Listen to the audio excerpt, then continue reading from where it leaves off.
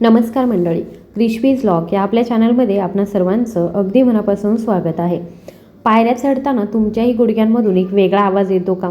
दररोज सकाळी अंथरुणातून बाहेर पडताच तीव्र वेदना तुम्हाला काही सेकंदासाठी आधारावर टेकायला भाग पाडतात का? आणि तुम्हाला कधी असं वाटतं का की तुम्ही फक्त 55 किंवा 60 वर्षांचे आहात तरीसुद्धा तुमचे गुडघे 80 वर्षांच्या वृद्धांसारखे वाटत आहे? जर तुम्ही या प्रश्नांना मान हलवत असाल आणि हो म्हणत असाल तर माझ्यावर विश्वास ठेवा, तुम्ही असे एकटे अजिबात नाही आहात. गेल्या काही वर्षांमध्ये भारतामध्ये 45 ते 65 वयोगटातील अनेक लोकांना अकाली सांधेझीज होण्याचा त्रास होताना मी पाहिला आहे.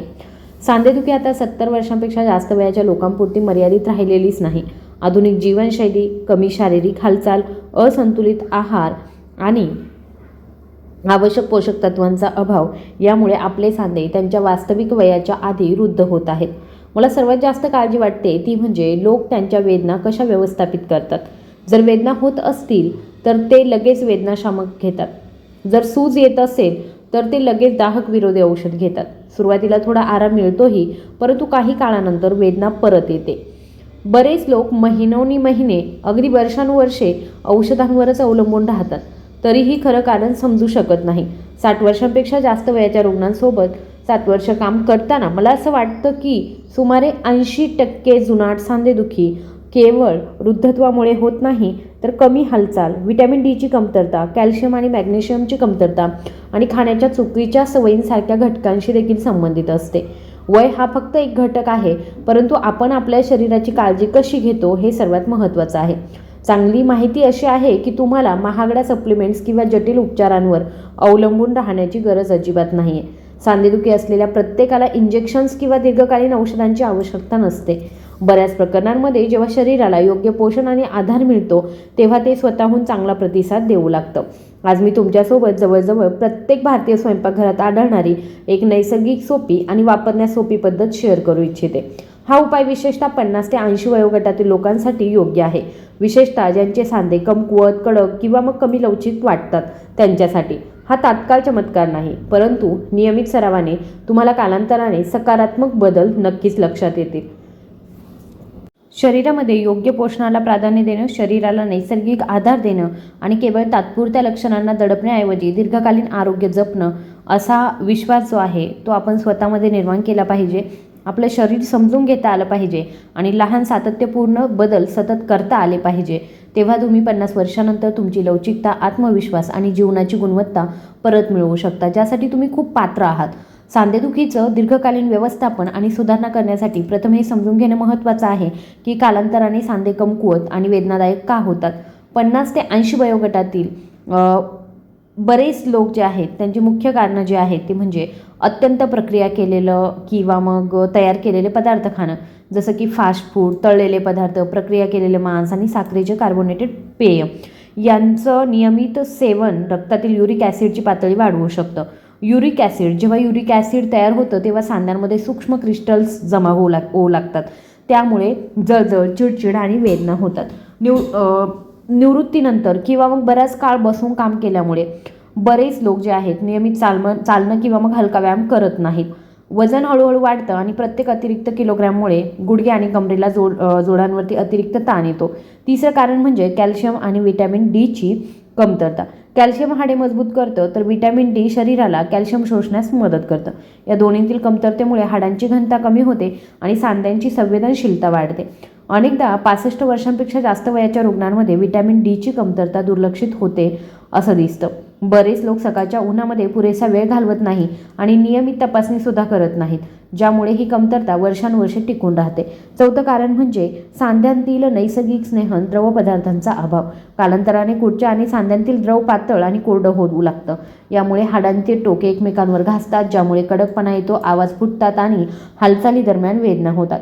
एकदा आपण ही कारणे समजून घेतली की आपण एक नैसर्गिक, सुरक्षित आणि वयानुसार उपाय शोधू शकतो. असाच एक अन्न आहे ते म्हणजे मखाना, जे भारतामध्ये बराच काळ वापरलं जात आहे. मखाना हा नवीन किंवा दुर्मिळ अन्न नाही आहे, परंतु त्यांचे पौष्टिक मूल्य अनेकदा कमी लेखले जातात. फक्त काही मखाण्यांमध्ये अंदाजे 60 मिलीग्रॅम नैसर्गिक कॅल्शियम असतं, जे हाडांची घनता राखण्यास मदत करू शकतं. मखाण्यामध्ये मॅग्नेशियम देखील असतं, जे स्नायूंना आराम देण्यास आणि रात्रीच्या वेळी होणारे पेटके कमी करण्यास मदत करतं.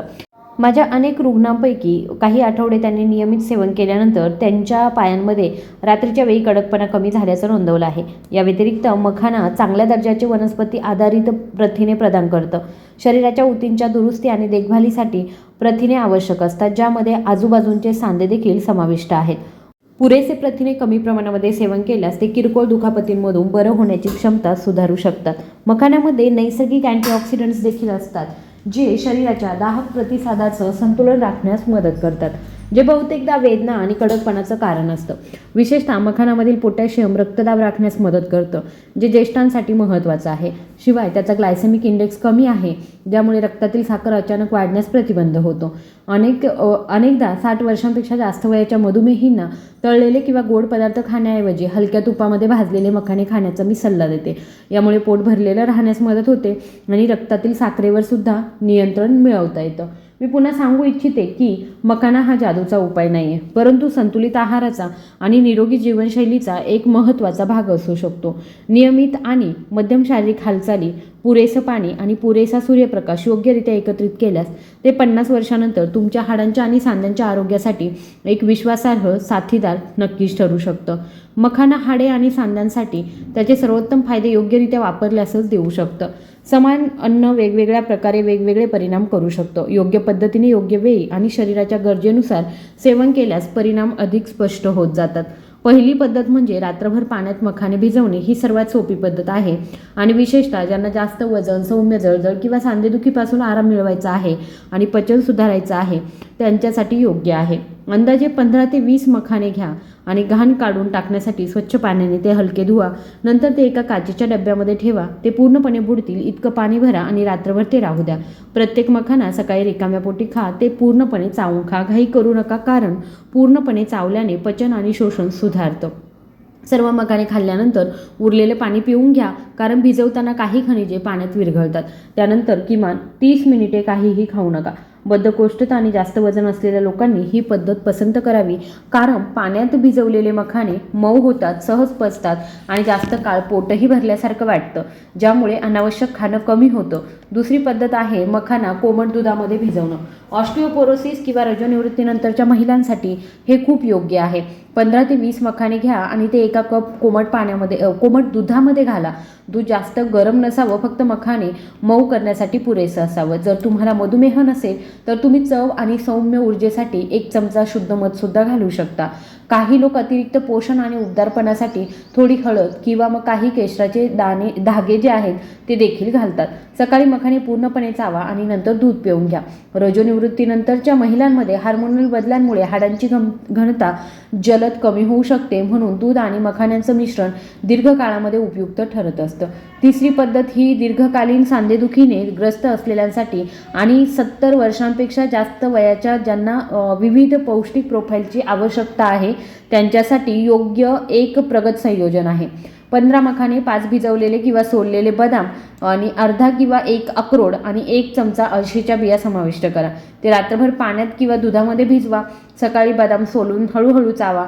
या मिश्रणामुळे कॅल्शियम, प्रथिने, ओमेगा 3 फॅट्स आणि फायबर मिळतं.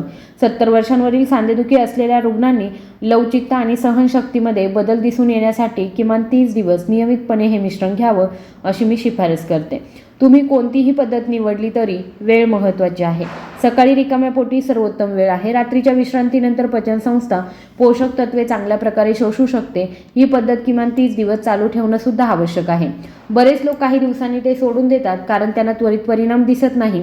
तथापि नैसर्गिक पदार्थांचा हळूहळू आणि स्थिर परिणाम होत असतो. जर तुम्ही संध्याकाळी मखाना खाण्यास प्राधान्य देत असाल तर ते थोडे तूप घालून हलकंसं भाजून घ्या आणि ते नाश्ता म्हणून खा. तथापि सकाळी सेवन करणं हा मुख्य आधार असावा. सांध्यांच्या आरोग्याव्यतिरिक्त मखाना ज्येष्ठांसाठी इतर अनेक फायदे देऊ शकतो. त्याच्या फायबर किंवा संतुलित ऊर्जेमुळे ते वजन व्यवस्थापनासाठी सुद्धा उपयुक्त आहे, विशेषतः जेव्हा उच्च कॅलरी स्नॅक्सने बदलले जाते. हृदयरोगाचा धोका असलेल्यांसाठी वजन व्यवस्थापन आणि तळलेले पदार्थ कमी करणं महत्त्वाचं आहे. मखाण्यातील पोटॅशियम प्रमाण रक्तदाब संतुलित करण्यास मदत करू शकतं. मधुमेहींसाठी त्याचा कमी ग्लायसेमिक इंडेक्स फायदेशीर आहे. फायबर आणि सौम्य मूत्रवर्धक गुणधर्म शरीरातील कचरा काढून टाकण्यास मदत करतात, ज्यामुळे मूत्रपिंडाच्या आरोग्यास मदत होते. या व्यतिरिक्त मखाना खाल्ल्यानंतर अनेकांना चांगली झोप आणि एकाग्रता सुधारते. जेव्हा शरीराला पुरेसं मॅग्नेशियम आणि प्रथिने मिळतात तेव्हा मज्जासंस्था शांत राहते. म्हणजे बरेच रुग्ण 3 आठवड्यांच्या नियमित सेवनानंतर गाढ झोप आणि सकाळी कडकपणा कमी झाल्याचं सांगतात. परिणाम व्यक्तीची परिस्थिती आणि जीवनशैलीवरती अवलंबून असतात, परंतु कालांतराने लहान सकारात्मक बदल मोठा फरक करू शकतो. मी तुम्हाला हे लक्षात ठेवायचं आहे की व्यायाम, संतुलित आहार आणि सकारात्मक मानसिकतेसह कोणताही एक उपाय पूर्णपणे एकत्र केला जाऊ शकत नाही. ते पोषणाची जागा घेऊ शकत नाही. मखाना हा सर्वसमावेशक आरोग्य योजनेचा भाग असू शकतो. संतुलित आहार, दररोज हलके चालणं आणि सकाळी सूर्यप्रकाश यासह एकत्रित केल्यावर शरीराला स्वतःचं संतुलन सुधारण्यासाठी संधी मिळते. 50, 60 किंवा मग 70 वर्षाच्या वयातही आपण आपल्या स्वयंपाकघरापासून सुरुवात करून आपल्या जीवनाची गुणवत्ता सुधारू शकतो. व्हिडिओ संपवण्यापूर्वी मी एक अतिशय महत्त्वाचा मुद्दा सांगू इच्छिते. अशी कोणतीही जादूची गोळी नाही आहे जी काही दिवसांमध्ये तुमचे सांधे पुन्हा जिवंत करेल. जो कोणी असं वचन देतो तो अवास्तव अपेक्षा वाढवत आहे.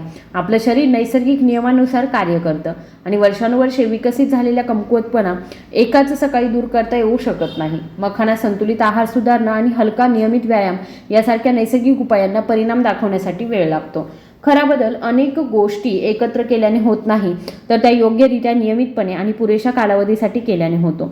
मी नेहमीच रुग्णांना सांगते की त्यांच्या शरीराला जुळवून घेण्यासाठी आणि हळूहळू संतुलनामध्ये परत येण्यासाठी किमान 30 दिवस तरी द्यावेत.